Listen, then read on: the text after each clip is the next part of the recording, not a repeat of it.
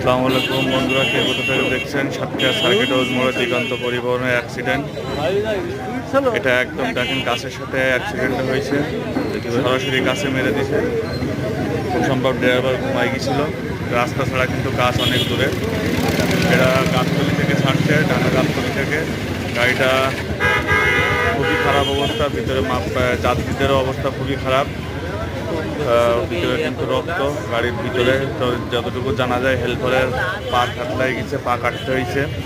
Plus ওই supervisor সিটে যে একটা বাচ্চার সাথে তার মা ছিল, খুবই খারাপ অবস্থা।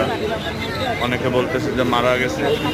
তো গাড়িটা আপনারা দেখতে পাচ্ছেন, গাড়িটার সামনে থেকে গাড়িটা সরাসরি মারছে। এই গাছে মারার পরে কিন্তু গাছ দমরায় মশলায় গাড়িটা দেখেন কী করে দিচ্ছে, ফোল্ডিং সেটের মতো করে দিচ্ছে। খুবই খারাপ অবস্থা দেখেন। এটা কিন্তু আমাদের একদম সাতক্ষীরা সার্কিট হাউসের সামনের ঘটনা। একেবারে পূর্ব পাশে রাস্তার এপাশে সার্কিট হাউস, এপাশে কিন্তু অন্য পাশে কিন্তু এই ঘটনাটা ঘটছে।